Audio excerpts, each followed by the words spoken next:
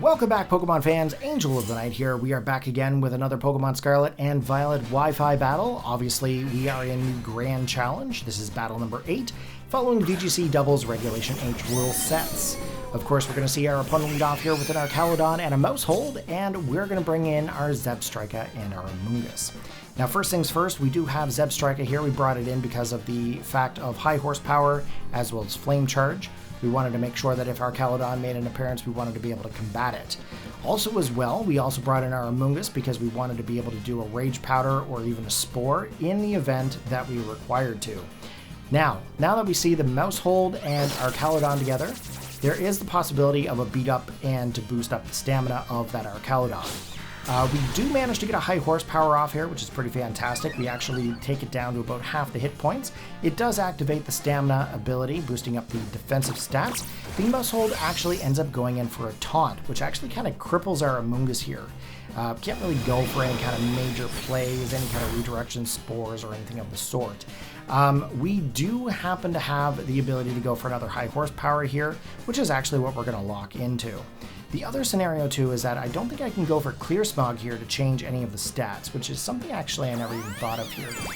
The Mouse Hold is going to go for the Follow Me, which is going to redirect all the attacks into it rather than the Arcaludon. Funny how we have Amoonguss out here and actually the Mouse Hold is the one that does the redirects. But anyways, it goes, I believe that was a Dragon Pulse into the Amoonguss, activating our Citrus Berry, regaining our health back above half.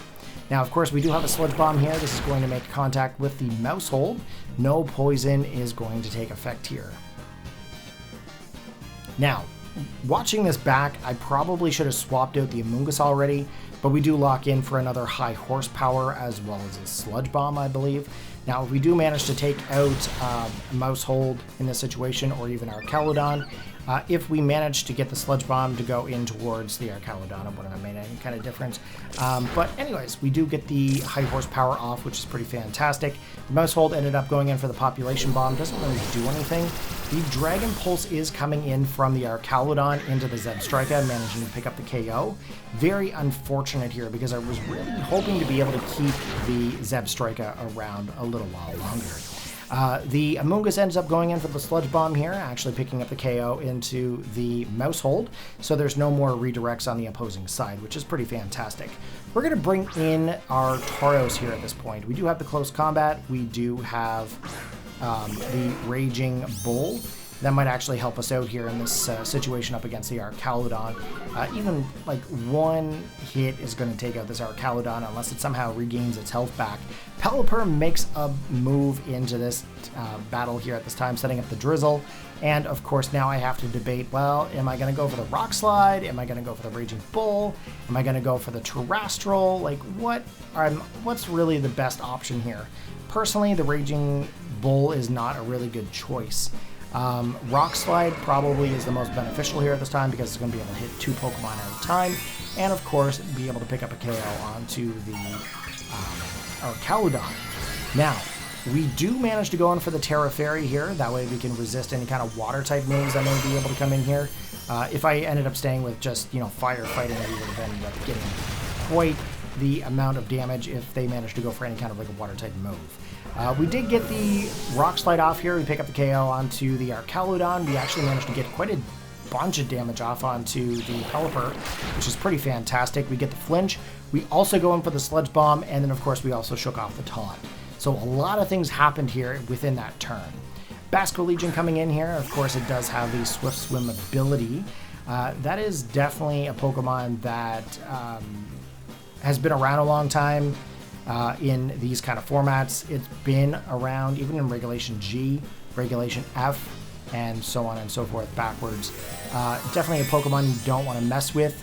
The fact that it also can get Last Respects, that's a big thing too. The more famous Pokemon you have, the more damage that comes off from it. Most people tend to do like Life Orb with Basco Legion, so we'll see what actually comes into play here. Goes in for the Terra Water. We're going to go for the Rage Powder here. We're going to redirect all moves into the Amoonguss, unless it is something that can hit 2 Pokemon at a time. He's going to go in for the Wave Crash. That is going to go directly into the Amoonguss, and it is going to end up picking up the KO here, which is unfortunate.